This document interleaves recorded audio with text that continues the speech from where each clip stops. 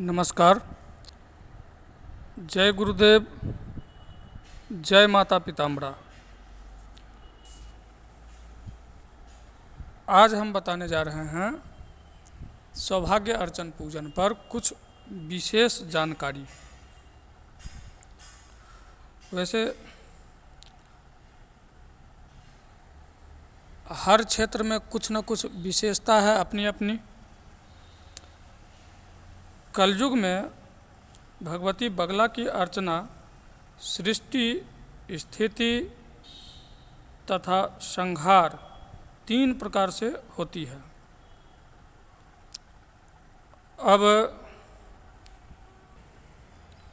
अब यहाँ प्रश्न उठता है कि कौन सी क्षेत्र में किस तरह की पूजा होती है।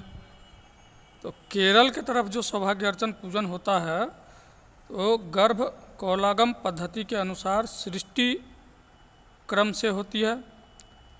और यहीं पर अगर फिर देखा जाए बंगाल के क्षेत्र में तो स्थिति क्रम से सौभाग्य अर्चन का विधान उधर प्रचलित है। तथा अगर कामरू कामाख्या की तरफ जाएं तो फिर काम रूपागम अनुसार संहार क्रम से बगला अर्चन होती है। अपने अपने प्रदेशानुसार या गुरु आज्ञा से जो विधि प्राप्त हो उसी के अनुसार पूजन करना चाहिए। यहाँ संख्यान मुनि ने बंगाल में गुप्त कोलागम के अनुसार स्थिति क्रम में ही भगवती की सौभाग्य अर्चन को प्रचलित किया था। इसमें विधान ये है कि सर्वप्रथम सर्वांग सुंदरी यानी कन्या का सभी अंग बिल्कुल दुरुस्त हो, कहीं से कोई कटा फटा ना हो, ऐसी कन्या जिसकी आयु 16 वर्ष या 16 वर्ष से ऊपर की हो, नव विवाहिता हो अगर तो और अच्छा है, रजस्वला हो तो फिर बहुत अच्छा है। अब यहाँ प्रश्न आता है कि किस वर्ण की कन्या का पूजन हो। तो बहुत से लोग तो आजकल साधना जो करते हैं वो बस अपनी काम के लिए ही साधना करते हैं, काम बनाने के लिए कि हमारा ये हो जाए वो हो जाए। तो हम यहाँ ये भी बता देते हैं कि किस लिए साधना, कौन सी कन्याओं का साधना, कौन से वर्ण की कन्याओं का साधना करनी चाहिए, कौन सी मनोकामना सिद्धि के लिए। तो यहाँ पर ब्राह्मण कन्या पूजन जो है सर्व सिद्धि के लिए करना चाहिए। सभी प्रकार की सिद्धि के लिए ब्राह्मण कन्याओं का पूजन सर्वश्रेष्ठ माना गया है।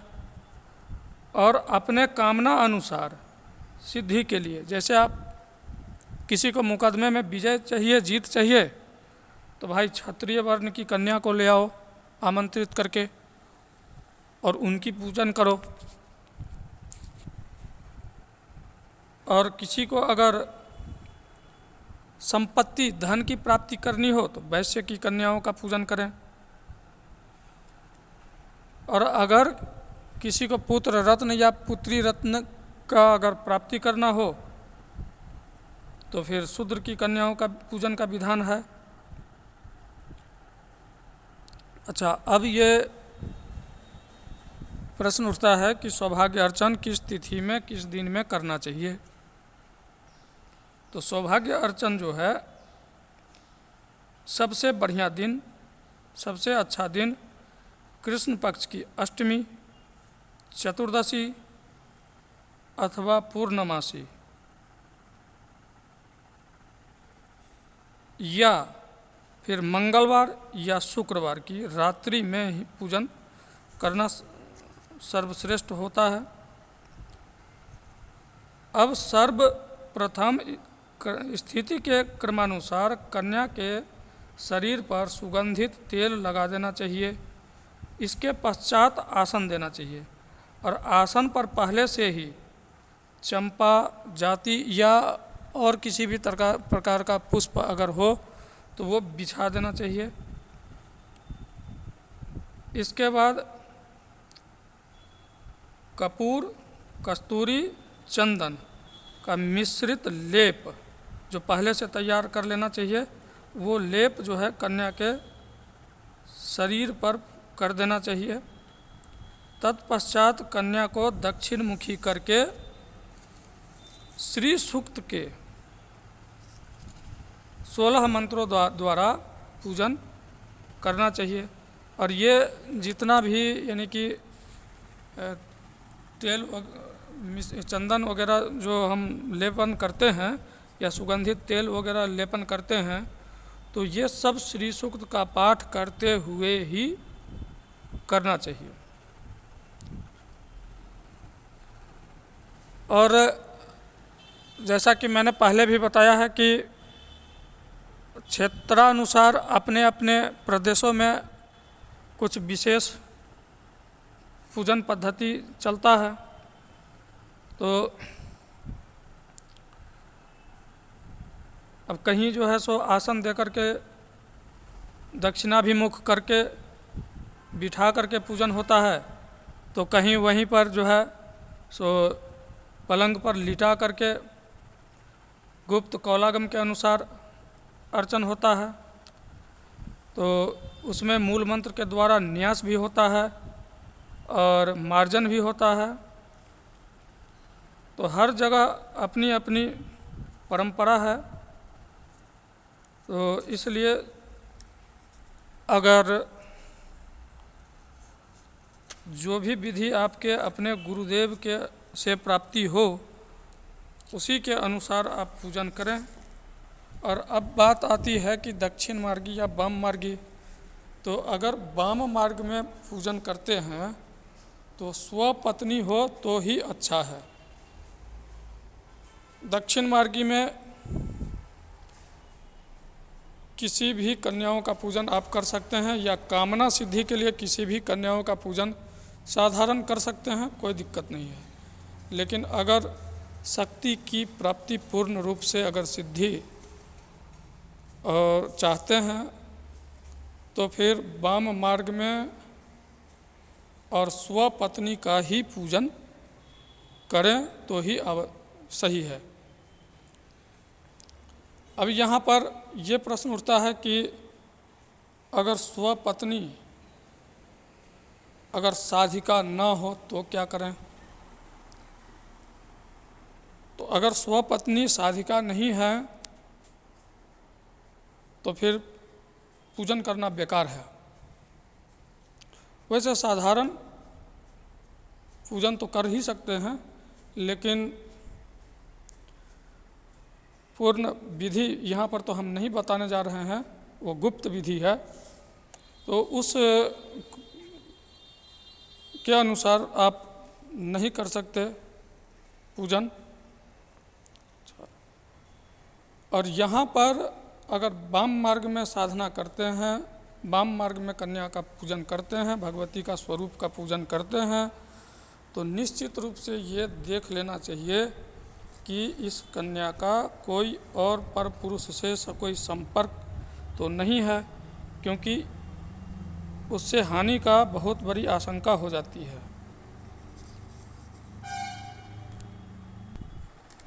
गुप्त कौलागम के अनुसार अगर हम पूजन करते हैं पूर्ण रूप से भगवती की सिद्धि हेतु, तो उसमें ये आवश्यक हो जाता है कि पूर्ण रूप से परीक्षण कर लेना चाहिए कि ये स्त्री पूजन योग्य है या नहीं है, क्योंकि उसमें योनि की भी पूजा होती है।